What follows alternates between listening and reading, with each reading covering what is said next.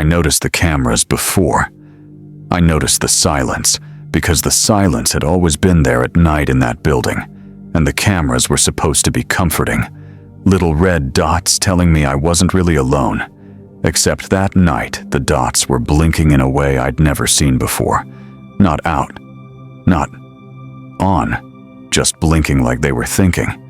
And I was halfway through my shift when it started, around 2:17 a.m., because I remember checking my phone and thinking how slow time felt, how the building always seemed to breathe slower after 2, like it was holding something back. And I was walking past the west hallway when one of the monitors flickered and showed a frame that didn't match the camera label. Just a split second of the stairwell, even though no one had been there for hours. And I told myself it was a glitch, because old systems do that. And if you work nights long enough, you learn to forgive machines for being tired. But then it happened again. And this time, the image stayed, grainy and gray. The stairwell door half open, even though I remembered locking it at the start of the shift. And I remember standing there with my coffee cooling in my hand, listening to the hum of the fluorescent lights and the soft whine of the server rack, telling myself not to invent patterns, because that's how nights get long. But the camera feed didn't change. It just stayed on that door, like it was waiting for something to come through. And that's when I realized the timestamp was wrong. Not by a lot, just a few minutes behind, as if the camera was remembering instead of watching. And I laughed quietly at that thought, because it felt safer to laugh. And I reached for the keyboard to switch feeds when the image shifted on its own to the lobby camera. And I saw myself standing at the desk, only I was facing the wrong way, looking toward the elevators, with my head tilted like I was listening. And I froze because I was still in the hallway, and the desk behind me was empty. And I know how reflections and delays work, but this wasn't that. This was too clear, too precise, down to the crease in my jacket sleeve. And I stood there long enough for my heart to start counting the seconds. 1, 2, 3. And then the version of me on the screen moved, just a little, leaning closer to the elevator doors, as if something inside them had whispered my name, and the feed cut to static before I could breathe again. And the building went quiet in a way that felt heavier, like the sound had sunk into the walls, and I told myself I needed air, that I needed to walk it off, because sitting with machines that lie to you is how you lose perspective. So I went back to the desk and sat down where the other me had been standing on the screen, and the chair was warm, which didn't make sense because no one had been there. And I remember pressing my palm to the desk, feeling the faint vibration of the building systems, and for a moment everything felt normal again, almost boring, until the intercom crackled and played a sound that wasn't a voice, but wasn't static either, like someone breathing too close to a microphone, slow and careful. And I waited for it to stop, because sometimes the lines pick up interference, but it didn't stop. It just kept breathing. And then a word slipped through, so soft I wasn't sure it was real. My name, pronounced the way my mother used to when she wanted me to pay attention. And I answered without thinking, because the building trains you to respond, and the breathing stopped immediately, replaced by the click of a channel closing. And I sat there staring at the intercom panel, feeling foolish for reacting, when the monitors began to cycle again, not randomly this time, but in order. Lobby, stairwell, parking garage, loading dock, each feed showing empty spaces that felt too clean, too staged, like a set after the actors leave. And on each screen, just at the edge of the frame, there was something that didn't belong, a door slightly ajar where it should be closed, a light on that should be off, a shadow that bent the wrong way. And with each change, the timestamp crept closer to the present until it matched the minute on my phone exactly. And that's when I understood that whatever the cameras had been showing before wasn't behind me anymore. It was catching up. And I remember thinking about all the nights I'd spent here telling myself the building was empty. that it remembered nothing, and I wondered what it had been doing instead. Storing the sound of my footsteps, the way I checked locks, the moments when I talked to myself to stay awake because the intercom crackled again. And this time, the voice came through clearly, calm and familiar. My voice, saying the words I always said at the end of a round, all clear, and the lobby lights flickered in response, dimming and brightening like they were acknowledging the report. And I stood up because sitting felt wrong now, because it felt like if I stayed still long enough, the building would decide which version of me belonged where. And as I walked toward the elevators, my reflection in the polished metal didn't match my movements perfectly, lagging just enough to make my skin prickle. And I remembered the rule I'd made for myself on my first week: never ride the elevators after 2, because they stopped on floors no one used anymore. So I turned away and headed for the stairwell instead, and the door was unlocked, just like on the screen earlier. And the air inside smelled different, older, and the lights were on even though I always turned them off to save power. And as I descended the steps, I could hear my own footsteps ahead of me, matching my pace exactly. And I slowed to test it, and the footsteps slowed too.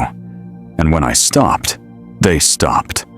And I stood there in the dim stairwell, listening to the building breathe around us, realizing that whatever was ahead of me knew the rules too, knew when to move and when to wait, and the cameras above clicked softly, adjusting, learning, and I backed up slowly, careful not to make a sound. But the echo of my steps followed anyway, and when I reached the door and pushed it open, the lobby was empty, and the desk light was on, casting 2 overlapping shadows on the wall where there should have been one. And I didn't look at the monitors then, because I knew what they would show. Not something chasing me, not something reaching out, just a version of the night that had already happened, looping patiently, remembering me the way buildings remember weight and warmth long after people leave. And when my shift finally ended and the morning guard arrived, I told him it had been a quiet night, because that's what you say. And he nodded and took his seat. And as I walked out into the early light, I felt lighter, like I'd left something behind. And for a few days, everything was fine, until I checked the building's website out of habit and saw the live lobby feed, empty and still, except for the desk, where the chair was slightly turned, warm light pooling on the surface. And if you watch long enough, you can see it, just for a moment. The reflection in the elevator doors shifting as if someone inside is listening, waiting for the night to slow down again. After that morning, I tried to convince myself it was over, because daylight has a way of editing memory, sanding off the edges until the night feels like a story you heard, instead of something that happened to you. And for a week I slept normally and went back to the building like nothing had changed, except I started noticing small things that hadn't been there before, or maybe had always been there, and I just never learned how to see them, like how the automatic doors hesitated when I approached, as if waiting for confirmation, or how the lobby clock lost a minute every night and gained it back before morning, never drifting, always correcting itself. And I told myself, routines are fragile, machines drift, people notice patterns because they need them, and that logic held until the cameras began to greet me again. Not with glitches this time, but with order. Feeds aligning as I walked past their coverage, following me not actively but politely, like they were keeping pace. And once, when I stopped in the middle of the west hallway, the monitor in the security room showed the same hallway empty, except for a faint blur where I should have been, like the idea of me had arrived before I did. And I started making rules, because rules give you something to hold on to. And my first rule was, never look at the monitors unless you are already on camera, because seeing yourself from outside your own time felt like tearing a page out of a book you were still reading. And my second rule was never answer the intercom after 2, because even when it was silent, I could feel it listening, waiting for me to forget. And for a while the rules worked. The nights stretched and folded like they always had. And then one evening, I came in early and found a handwritten note on the desk in my own handwriting, reminding me of a rule I hadn't made yet. Never take the stairs twice in one shift. And my chest tightened in a way that felt familiar, like recognition instead of fear. And I folded the note and put it in my pocket, because throwing it away felt like an invitation. And as the night deepened, the building seemed to settle into a rhythm that wasn't quite mine, lights dimming a second before I reached them, doors unlocking just as my hand hovered near the handle, and I realized that whatever had been learning me had gotten good at it. And the worst part wasn't the feeling of being followed, but the feeling of being anticipated, like the building knew where I was going before I decided. And I tested it by turning around suddenly, taking a different route. And the monitors responded with a brief stutter, as if recalculating, and I felt a small, quiet satisfaction at that, like I'd won a round, until the intercom clicked and my voice came through again, softer this time, advising me to stick to the plan. And I laughed then, a short sound that echoed too loudly, because it was easier to laugh than to ask which plan it meant. And the laugh echoed again a half-second later, out of sync, and I stopped laughing and stood very still, listening to the delayed sound of myself fade into the walls. And from that night on, I started to notice the gaps, moments when the building seemed to pause, like it was waiting for input. And in those gaps, I felt the weight of attention, not hostile, not urgent, just patient. And I began to understand that the cameras weren't there to watch intruders or accidents anymore. They were there to remember, to archive movement and choice and hesitation. And that memory had started to loop, replaying small decisions until they felt inevitable. And I thought about quitting, about handing in my badge and letting someone else inherit the nights. But the idea of leaving felt wrong in a way I couldn't explain, like abandoning a conversation halfway through a sentence. And besides, the building had already learned my schedule, my habits, the way I paused before doors and counted steps on the stairs. And one night when the power flickered and the monitors went black, I felt a wave of relief so strong it made me dizzy, like being released from a gaze I'd grown used to. And in the dark, I heard the building exhale, a long, mechanical sigh. And then the emergency lights came on and the feeds returned, sharper than before, every angle crisp, every timestamp exact. And on the lobby camera, I saw myself standing at the desk, older somehow, posture looser, expression calm, as if I'd been there a long time. And I realized then that the building wasn't trying to scare me or replace me. It was trying to finish me, to smooth out the inconsistencies, to create a version of me that fit its rhythms perfectly. And I don't know how long I stood there watching that other me look back through the camera with something like patience. But I know I eventually turned away and did my rounds, because that's what I do. And the night accepted that, adjusted, learned. And now, even on my days off, I sometimes catch myself following rules I don't remember making, pausing at doorways, avoiding stairs after 2. And when I pass by the building in daylight, the glass reflects my face a fraction of a second too late. And I wonder which version of me the cameras are watching tonight, and whether it remembers me the way I remember it, quietly, constantly, like something that never really lets go. After that realization settled in, I stopped thinking in terms of fear and started thinking in terms of coexistence, because fear assumes an ending, and this didn't feel like something that wanted to end. It felt like something that wanted to continue indefinitely. And once you understand that, you start to adjust without meaning to, your behavior smoothing out, your resistance becoming inefficient.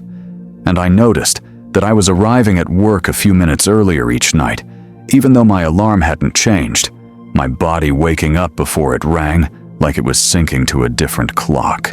And the building seemed to appreciate that, because the first few minutes of my shift became almost pleasant. The lights warm, the air steady, the cameras quiet. And I wondered if this was how it trained people, rewarding alignment with comfort. And the thought disturbed me more than any glitch had because it suggested intention without malice. And that's harder to fight. And I began to hear things at home that reminded me of work. The low hum of electricity sounding louder at night. The click of my refrigerator cycling. Feeling too deliberate. And once when I woke up around 2:14 a.m., I was convinced for a moment that I was back in the security room, because the darkness had that same depth to it, that sense of waiting. And I lay there, listening to my own breathing, wondering if the building could hear me from miles away, or if it had simply taught me how to listen the way it did. And when I went back to work the next night, the note I'd put in my pocket days earlier was back on the desk unfolded, with a new line added beneath the old one in the same careful handwriting. Never leave before the loop completes. And I didn't touch it this time. I just sat down and felt the chair settle under my weight. And I realized the warmth I'd felt before wasn't residual. It was responsive. The building adjusting temperature based on presence. And I told myself that was just climate control logic, even as my skin prickled. And the monitors stayed still for hours. No flickers, no echoes, just empty spaces behaving themselves. And that should have reassured me.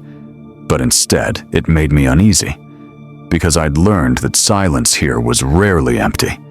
It was preparatory.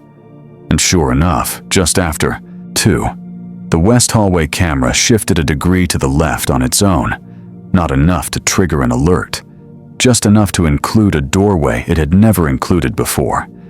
And on the feed, that doorway was dark, deeper than the surrounding shadows, like a cutout rather than an absence. And I felt a tug of curiosity that wasn't entirely mine. And I stood up and walked toward it, because the rules hadn't forbidden that yet. And as I moved, the cameras followed with that polite precision, never rushing, never lagging.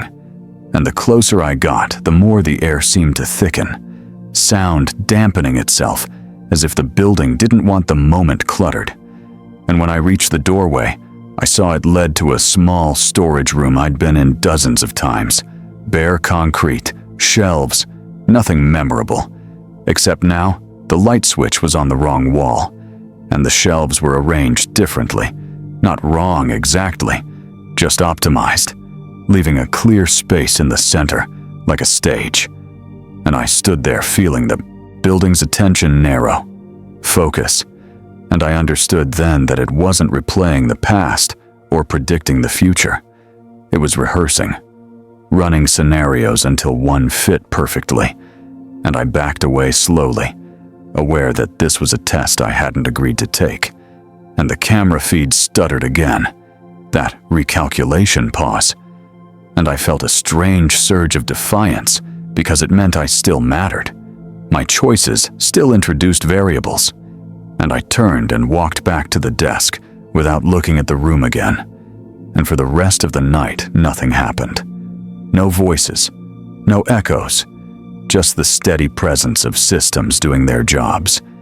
And when my shift ended, I left exactly on time. Not early, not late, because the note had warned me. And outside, the dawn felt thinner than usual, like a veneer over something heavier. And over the next few weeks, the building's influence bled further into my life. Small habits changing, routes chosen without conscious thought. And I started to notice people around me pausing the way I did, standing too still at crosswalks, tilting their heads as if listening. And I wondered how many of us there were, how many buildings learned this way. Quietly, patiently, through the people tasked with watching them. And one night, months later, when the west hallway camera finally showed someone else standing there, not me, not an echo, just a blank silhouette that refused to resolve, I felt an unexpected sense of relief, because it meant the building was expanding its attention, not narrowing it. And maybe that meant I could step back, just a little, let it learn someone new. And I started taking my breaks outside again, breathing air that didn't hum, and the cameras seemed to accept that, adjusting their focus inward.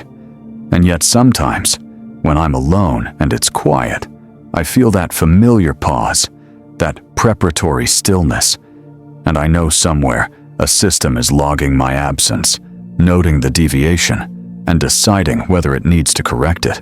And I think about the version of me that fit perfectly into those nights, calm and unafraid.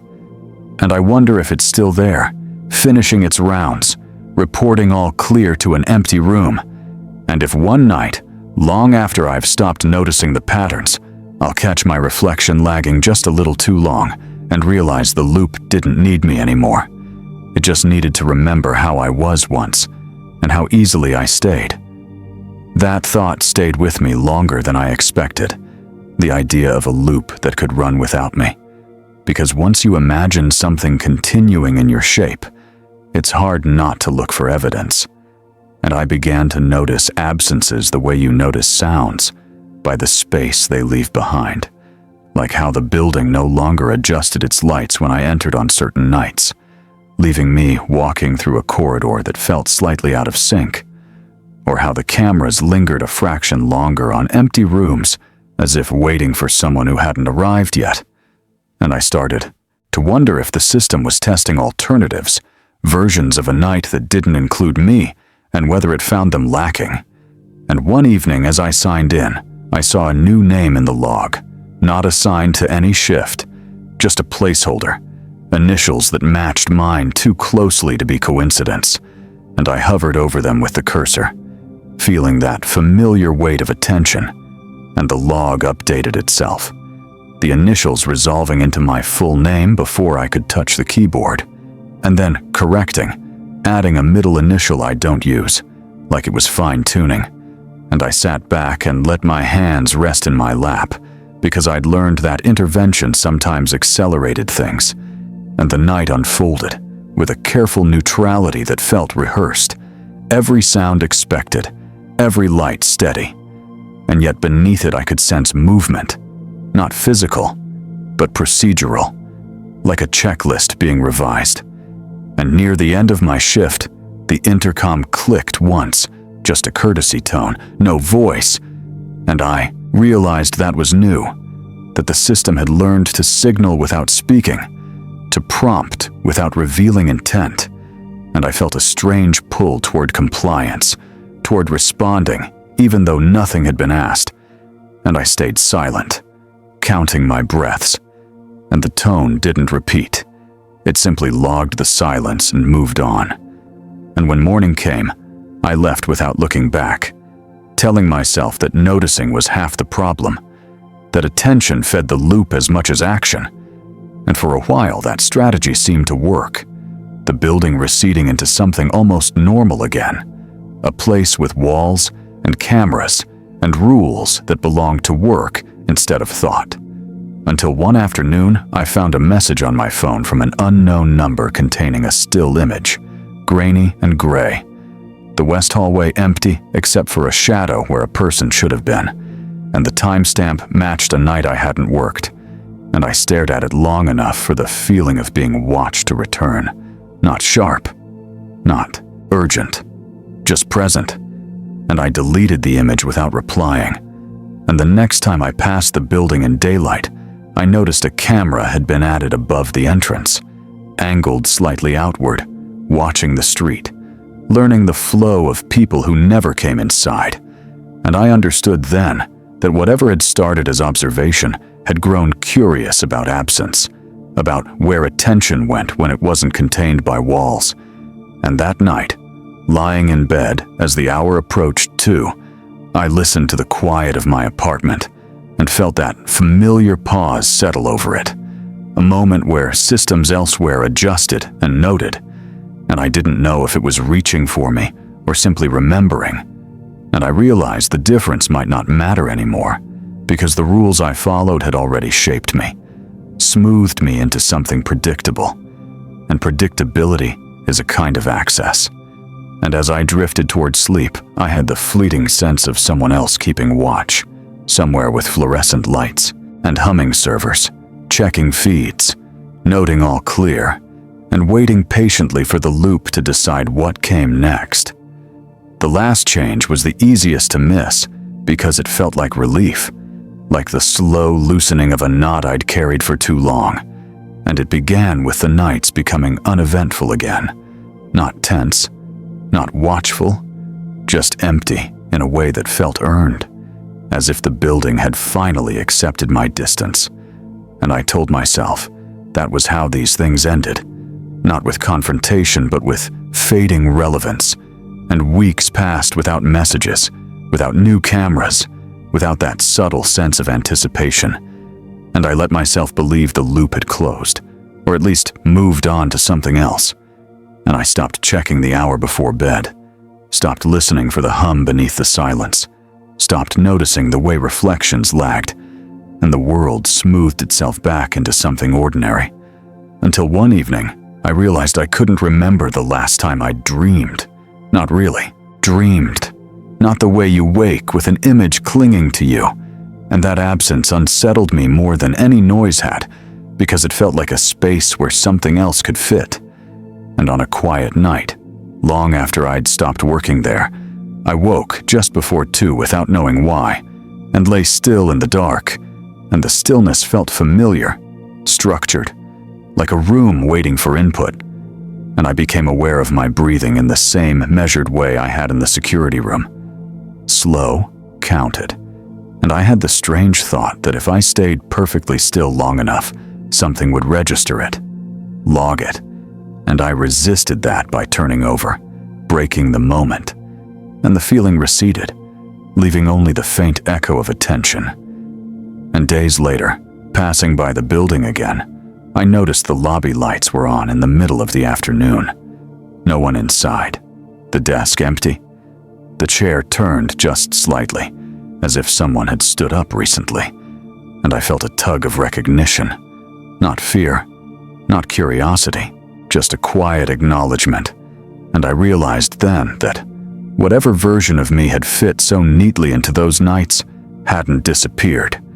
It had simply been archived, ready to be referenced if needed. And that knowledge settled into me like a memory that wasn't mine, but had learned my shape. And sometimes now, when I pause too long in a doorway or hesitate before choosing a route home, I feel that same gentle pressure, the suggestion of a better alignment. And I don't know if it's coming from the building or from me, from habits learned or patterns imposed. And I suspect that distinction is another rule I never wrote down. And the unsettling part isn't that something might be watching. It's that somewhere, quietly, something remembers me exactly as I was when the nights were slow and predictable, and it knows how easily I stayed.